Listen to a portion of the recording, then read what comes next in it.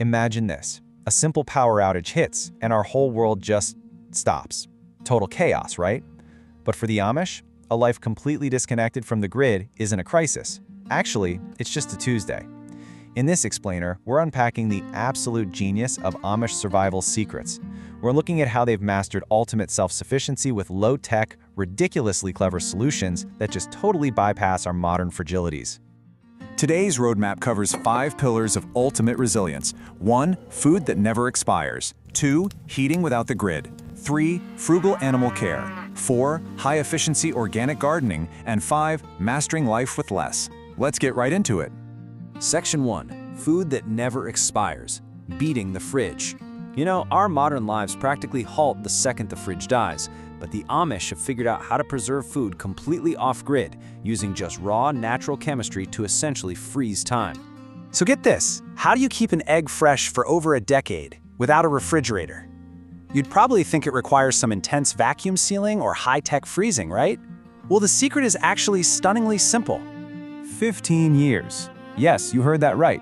The Amish can safely store eggs for up to 15 years using this incredibly resourceful method passed down since literally medieval times. While we're over here stressing if our grocery store eggs sit on the counter for a few hours, an Amish family is putting away thousands of eggs in a single year, perfectly ready to crack open for breakfast a whole decade later. Their secret weapon is a lime water bath. See, eggshells aren't totally solid. They're actually full of microscopic pores that let air and bacteria sneak in, and that's what causes them to rot. But by taking flawless, unwashed eggs and dunking them in a simple mix of calcium hydroxide, also known as slaked lime, and water, it completely seals up those pores. It's like putting the egg in an airtight suit of armor. No air gets in, no bacteria gets in, and you've got a perfect little time capsule. And beyond eggs, there's stockpiling for forever foods. The chemistry here is just fascinating. Honey, for instance, has so little water and so much sugar that bacteria simply cannot survive in it. White rice and wheat, they are essentially the ultimate survivors of the food world. They can easily last over 25 years if you just keep them cool and dry. And dried beans? People have literally found beans in old Amish homesteads that were totally fine after half a century. They're just using nature's own rules to keep the pantry permanently stocked. Moving right along to Section 2, Heating without the grid. Warmth through thermodynamics. Let's see how this mindset works when winter hits and the power drops. So how exactly do you keep a 2,000 square foot home at a cozy 75 degrees using only a handful of branches? Instead of feeding expensive cords of wood into traditional fireplaces, which, let's be honest, send most of that heat straight up the chimney, the Amish rely on some absolutely brilliant thermodynamic engineering. Enter the rocket mass heater. Think of this thing as the sports car of wood stoves. It features this highly specialized combustion chamber that burns just a tiny armload of wood, but it burns it so intensely that nearly all of it converts directly into heat instead of smoke. Literally almost nothing goes to waste. And it works exactly like a giant thermal battery. After that intense, quick burn, the heat gets trapped in super dense materials like soapstone or masonry brick. These stones act like a huge thermal sponge. They just soak up all that heat and then slowly, steadily radiate it through the living space for 12 to 24 hours, long after the fire itself is completely out. And to put that into perspective, just look at the financial impact here. By maximizing every single ounce of energy from their wood, Amish families slash their winter heating bills to a tiny fraction of what a modern home pays. They are staying perfectly warm for a whole season on what some of us spend in a single month. Section 3. Frugal animal care, the ultimate recycling program. Moving out to the barn, anyone keeping animals today knows commercial feed costs are absolutely skyrocketing. But the Amish completely flipped this script. $1.25. Amazingly, an Amish farmer can feed an entire flock of chickens for roughly $1.25 per week.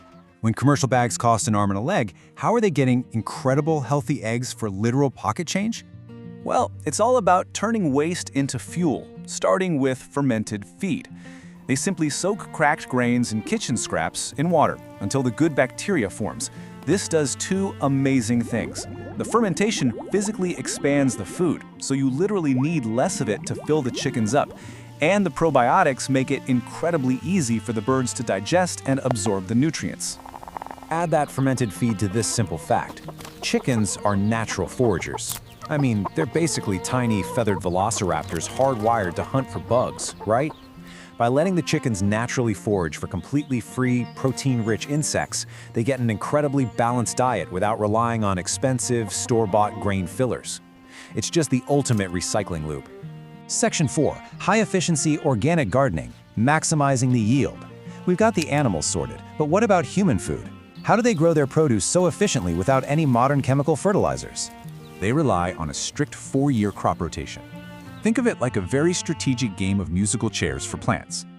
Corn is a heavy feeder. It sucks a ton of nitrogen out of the dirt. So the next year, they swap it out for beans, legumes that naturally pull nitrogen from the air and push it right back into the soil. Then comes squash to spread out the nutrients, followed by a rest year. This cycle naturally starves out plant diseases and builds incredibly rich soil, giving them up to 6 times more produce per acre than conventional farming. And they are also incredibly in tune with nature. Get this, they even plant according to lunar cycles.